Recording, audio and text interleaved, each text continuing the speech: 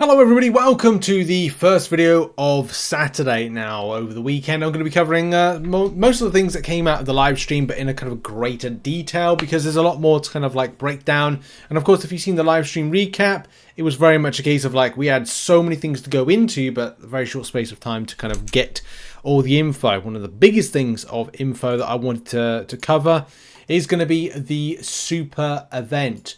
The super event effectively replaces the things which you'll see on screen any moment now. Boom, there we go. Cosmic Combat, event quest completion, and things I'm always incredibly passionate about 22-hour solo events. Mainly because as non-spending players, the greatest place to gain the greatest amount of units, and of course for those, like myself, playing a game for a while, maybe reaction times aren't too great, and maybe you don't want to spend on a new device. And of course, yes, to get to the point, you might KO. Revives and health potions, which help out a lot. A lot of things that I choose to do is if I'm grabbing revives or I'm grabbing health potions, I'll sink my teeth into something like a Realm of Legends. And in Realm of Legends, I'll kind of top up on my volume of level 3 health potions, which you can see I've got 25 already, 40 in the stash ready. But of course, with the meta of the game, hey, you need level 5 health potions, especially when you get to Valiant type stage. And that's something that Kabam have indeed decided to do to improve them for us, which should be on screen now. Come on, Swirly Whirly. There you go. Right, so they line that level 5 health potions for those that are Valiant. Have they got? I'm gonna just double check because I didn't see it for Paragon. No, Paragon's on level 4. Okay, that gives a bit of impression there. Anyway, these changes that Kabam have got in are, good. You can see I've just claimed my 4-hour crystal, which, again, incredibly relevant to this situation because there's some other data that I want to just present to you with it. So we're just going to jump to how it breaks down for everybody over 28 days. As this will be done as a Valiant player, but I'll cover other progressions in a second. But here's the facts. The facts are you will get 840 units for 28 days of play. Now, we could look at the fact of calculations, and let's just double check. If we had 22-hour solo events, it could be like, what? 28 times, not divide, 28 times 24, because 672 hours between that particular, length of time, divided by 22 equals 30.54 events. So let's just say that there could be 30 22-hour solo events. Now let's see how the magic works out here. Times 25. 750. Just look at that. You get, from the super event, 840 units, but before, 750. So that's already looking pretty good from a unit take-home. It's not a huge amount extra, but I tell you what, 90 extra units is pretty darn nice.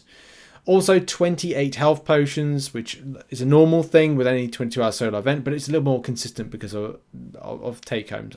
I think this is going to be brilliant. 28 revives. 7 million gold from 28 days of running. The event runs from June 24th to July 22nd, which is 28 days. That's why we kind of got the number there. 420 tier 6 ISO. Do bear in mind, it does vary on different progressions.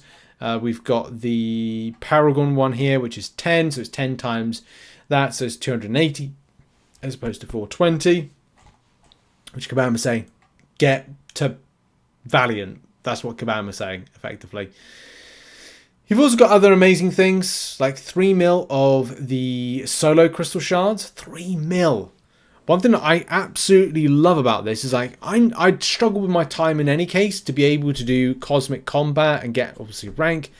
All the event quest completion stuff, if I auto fight through in a minute, I'd probably get it done. So I try to do the 22-hour solo events for solo shards, but also the arena stuff. It's worse at this point because we're doing a move. FYI, next week I should be moved into the new house, which is fantastic. We've been working hard for that. But 22-hour solo crystal shards are important.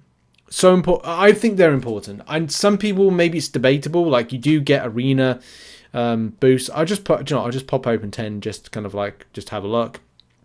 For me, the only thing I'm interested in is lesser attack boost, the lesser health boost, and the lesser champion boost. That's it. the arena boosts do help, and I do recommend using them and in arena. So as soon as you pop open a load of these, just go and do arena with the boosts on, and it can be helpful, but you have to target how you participate in that.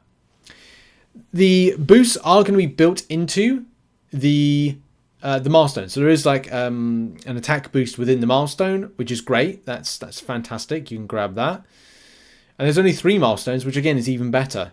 Kabam, do you say that the extent of like doing this would be like doing a load of arena? So you'd be like, okay, well, I'm going to go and do, I don't know, a load of arena today for whatever reason. You got the time for it, you may not. Or you can go and do some incursion fighting, battlegrounds fighting, and also they did say that level up could be a factor to it, like level up a champion. And I did stress in a video, and I just want to make this like clear, like if you are going to do that, like it may not be great for the data Kabam want to see, because they want to see more participation. And I'm not saying you should come in and have to play an hour to like gain some of this stuff, but it's just it's handy for the data. And yeah, if this is the problem, it's a double-edged sword. If I had an alt account, then, and say this event, we'll just say this was put in as a permanent thing for a year, you could farm units very, very well and very, very easily. We had to look a bit of like a rough sum on the video, the recap video, but again, I want to just like re-stress that.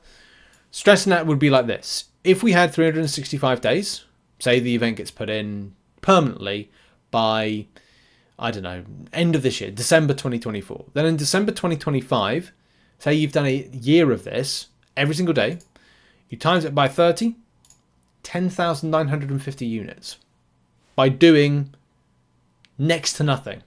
Like just that, let that sink in for a moment. That is, you know, free access to stuff to help you out in banquet event. That's coverage of maybe 2 paths in Necropolis. That's helping you out of any new future endgame content. That's helping you out in being a part of July 4th deals and more.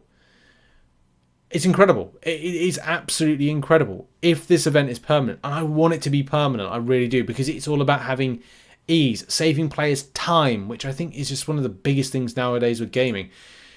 I'm covering stuff on another channel at the moment. You know, the Marvel Rivals channel is just about to hit 1,000 subscribers in what is, I think, a month. And I haven't even promoted it as much on this channel. I think the last time I promoted was 2 weeks ago. It is in the description of videos, but there's kind of like, I'm looking forward to Marvel Rivals, but I'd like to play more games, but I also want to play more Marvel Contest of Champions. So it's kind of trying to find a balance as to, can my time be saved and can my time be efficient to make me want to play a bit more Marvel Contest of Champions, to go, hey, I started today, what am I doing, where am I going, can I get this, maybe not, from a general sense. If you are a new player to the game, this is of course going to be incredibly effective in getting you up further. And one thing that Kabam even showcase and even say, this particular type of event, of course, if permanent, is all about taking you on a trajectory up. Like it's a horizontal type thing. Oh no, the other event they mentioned is a horizontal based event, but I personally think this is a horizontal based event. And we had to look at the sums of this. Like I was explaining earlier to M, if it was just run for a year, like these particular awards are fantastic. This trajectory is complementary. If we are talking about a year of running this particular event, you've got tier 5 class catalyst choice, which you can see right there, of 6750. That helps players move up. That helps progression. This eases progression for new players. Some may feel that giving out a lot of this stuff, of course, is a choice, but giving out stuff like tier 5 class catalyst and 7-star shards very early on, and tier 3 alpha right there, I'm assuming that's tier 3 alpha, it does look like tier 3 alpha, may not be good to do that. Unfortunately with this game, over the years, for players like myself and many other veteran players, is the progress to try and get to these stages that players now are getting that ease of access wasn't good. Like, it took a long time, a lot of effort in order to get those chase rewards to move up. The problem is, if new players start this game, they need to get like ease to catch up. This game is nearly 10 years old now, and the problem we're having with new players is they're not sticking around. New players need to be encouraged to stick around. Kabam must see the numbers. They must look at new players. They must be looking at that data and going, we need to do something. Like, we need to keep new players. How do we keep new players when they kind of go to the game and go, I want those 7 stars, but I'm stuck on 4 stars and 5 stars. You start drip feeding. You start kind of allowing them opportunity to go up. And if they're able to go up, this community stays alive. This community grows. The game stays alive. And the circle of life, continues. It's 10 years. They need to be kind of like looking to bring in, fresh blood, which is such a big concern. But it's good. This is fantastic news. Like, I'm over the moon with seeing stuff like this. I'm over the moon with the type of event that we've got coming into game, and I hope it is permanent, because we need something like this to just allow players to just not go, oh, I'm in game now. Well, I've done my AQ stuff, my light stuff. Do I want to do battlegrounds? Do I want to do event quest? Do I want to do this? Well, I don't have the time. Well, I've got to go back to work, or I'm just doing on my lunch break, or when I get home I've got this or that to do. That's kind of like more life. And even Kabam said that in the live stream. They said that, like, the extent of people have to work nowadays, and in UK cost of living crisis and stuff, is that people aren't able to either spend in the game or give available time to play the game because other life matters are more important. I think as well, depending on how far you go, what progression you have, there will be some nice opportunities for choice. Like, you can see, if I can get this better into shot, let's get this better into shot, like here, just below there. If you're Valiant, you do get to choose. First of all, you'll get to choose either Titan Crystal Shards or nearly a fully formed Tier 4 Alpha in 28 days of this event running. Also, you get to choose a 14 Tier 4 Basics or 14 Tier 3 Alpha. Of course, I'm not saying you should do that, right? I'm saying, because you could be like, instead, well, why don't you go instead, say like this, 7, 7. And that's the thing, you don't have to choose. You get 7 of that one or 7 of that one, right? I'm just throwing up there just for the sake of it. But you get the idea. Like, you can literally choose, maybe I'll do a full kind of like guide to this, but it's very extensive and I didn't want to take up too much time of everybody's.